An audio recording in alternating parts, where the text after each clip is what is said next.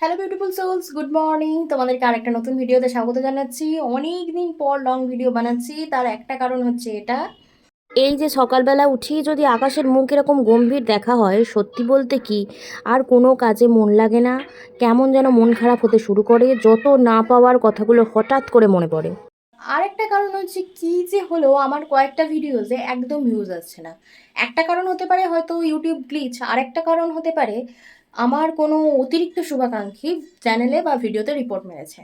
যদি এটা হয় দ্বিতীয় কারণটা, তো তাহলে আমি একটা কথাই বলবো, যে কারোর ক্ষতি করে কোনো দিন বড় হওয়া যায় না। হয়তো সাময়িকভাবে আমি পিছিয়ে পড়ছি, এটা ঠিক কথাই, কিন্তু আমি যদি কনস্ট্যান্টলি মেহনত করে যাই, একদিন কিন্তু আমি রেজাল্ট পাবোই।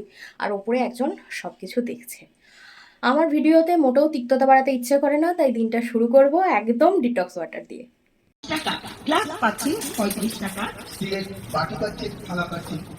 ডিটক্স ওয়াটারটা শেষ করেই শুনতে পাচ্ছি 35 টাকাওয়ালার ডাক। তো এই ডাককে উপেক্ষা করা যায় না। দেখো কত জিনিস, যে কোনো জিনিসের দামই 35 টাকা করে মাত্র। তো এই যে আপাতত কয়েকটা জিনিস দেখছি, পাপোশগুলো এখান থেকে কিনলে সত্যিই খুব ভালো হয়। অনেক দিন জিনিসগুলো টেকে কিন্তু। দুটো জিনিস কিনে দাম হচ্ছিল 70 টাকা, 30 টাকা ফেরত নিয়ে আসছি। আর দেখো হাতে পাখিতে পটি করে দিল।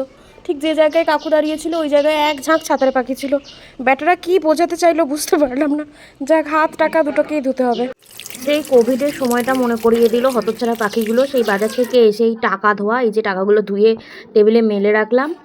আর এই যে দেখো এই অর্গানাইজারটা, আর হচ্ছে যে এইভাবে এটাকে খোলা যায়, আর এই যে এই পাপোশটা, এই দুটো জিনিস মাত্র কিনলাম।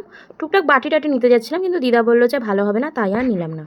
এরপর জিনিসগুলোকে জায়গা মতো রেখে দিয়ে এবার শুরু করব ঝুল ছাড়াই অভিযান। প্রতি রবিবার ঘরের কোণাকাঞ্চি থেকে ঝুল পরিষ্কার করা আমার হচ্ছে অন্যতম একটা কাজ। প্রতি সপ্তাহে ঝাড়া হয়, তাও এত ঝুল কি করে হয় ভগবান জানে। শুধু রবিবার না, মাঝখানে বুধ বৃহস্পতি করেও একবার ঝেড়ে দিই। কিন্তু দেখো এই লাইটের এগুলো, ক্যালেন্ডারের কাছে ঠাকুরের ছবি, এত জঘন্য অবস্থা যে ঠাকুরের ছবিতে একেবারে মালা পরানো যায় না। মালাগুলো 2-3 দিনেই কালো হয়ে যায়। লোকজন এলে বোধহয় ভাববে যে আমরা বোধহয় একদম পরিষ্কার পরিচ্ছন্ন কিছু করি না। অবস্থাগুলো দেখো, এই যে দরজার মাথাটা একদম যেন কালো কালো হয়ে যায় 2-3 দিন অন্তর অন্তর। হ্যালো বন্ধুরা, আজকে একটা নতুন জিনিস দেখাবো। তো চলো জিনিসটা কি তোমাদের দেখাই। পরশুদিন কিনে এনেছিলাম, একটু একটু তো আন্দাজ করতে পারছোই যারা আমার ভিডিও দেখো। এই যে কচুর শাক, আর বাটিতে নিয়ে নিয়েছি জল। এবার এগুলোকে কাটবো। এই যে সমস্ত লতি লতি কেটে ধুয়ে পরিষ্কার করে দিয়েছি। এবার এটাকে প্রেসার কুকারে প্রথম দুটো সিটি মারবো, তারপর পরবর্তী রান্না। এই যে তারপর একটা এরকম ছিদ্রওয়ালা থালা, যেটাকে ফুটো থালা বলি আমরা, সেই ফুটো থালাতে এই শাকটা প্রেসার কুকার থেকে বার করে জল ঝরিয়ে নিয়েছি। আর এর মধ্যে তরকার ডাল দিয়েছি। তোমরা চাইলে ছোলা, বাদাম, মটর যার যা ইচ্ছে দিতে পারো। আমার কাছে তরকার ডালটাই ছিল। দিয়ে একটা গ্লাস দিয়ে একটু স্ম্যাশ করে নিয়েছি।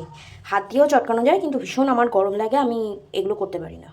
তারপর এই যে কড়াইয়ে তেল গরম করে সেখানে 5 ফোড়ন, শুকনো লঙ্কা, তেজপাতা দিয়েছি। তার মধ্যে দিয়ে দিলাম কয়েকটা থেতো করে রাখা রসুন। এই রসুনগুলো একটু সময় নিয়ে কালো কালো করে ভাজতে হবে। তারপর এই যে কচুর শাকটা ঝপাস করে ঢেলে দেবো। তারপর এর মধ্যে দেব হলুদ, নুন। ব্যাস, এই হলুদ নুন দেওয়ার পর মারাত্মক রকম একটা অদ্ভুত জিনিস দিলাম, যেটা হচ্ছে খানিকটা চিনি। ঘটিটা দেখলে আমাকে তেড়ে আসবে।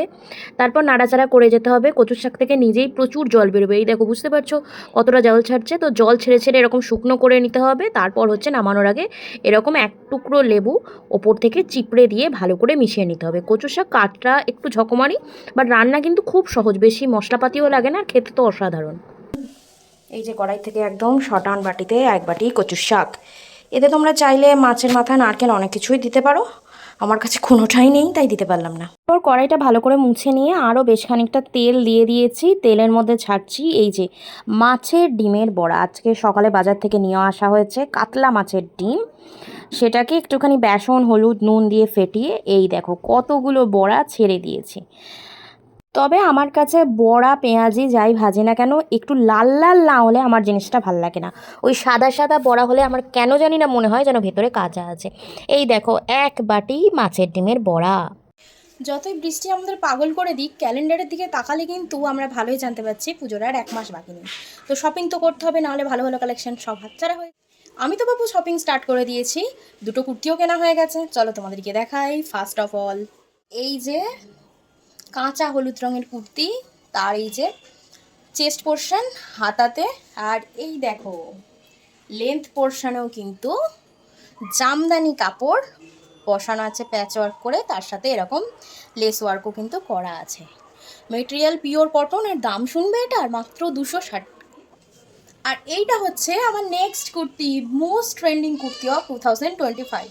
এই যে ইয়ক পোর্শনে হাতায় দুটোতেই গামছা ওয়ার্ক করা আছে। আর এই যে সাদা সাদা সাদা সাদা দেখতে পাচ্ছ, এগুলো কিন্তু থ্রেড ওয়ার্ক না, এগুলো হচ্ছে অ্যাক্রিলিক পেন্ট দিয়ে পেন্ট করা। তো এই কুর্তিটা বিভিন্ন জায়গায় কোথাও 450, কোথাও 550, কোথাও 600 টাকা অবধি বিক্রি হচ্ছিল, কিন্তু এই কুর্তিটা আমি কতই পেয়েছি গেস করো তো? শুনলে তোমরা অবাক হয়ে যাবে, এটার দাম মাত্র 300 টাকা। তাহলে আর দেরি কি, তোমরাও শপিং শুরু করে দাও। এরপর খাওয়ার পালা। এই যে আলু কাঁচকলা সেদ্ধ, মাছের ডিমের বড়া, কচুর শাক, মাছের ঝাল, আর পাতের উপরে এক টুকরো লেবু। চলো খেয়ে নিই, তারপর আবার দেখা হচ্ছে।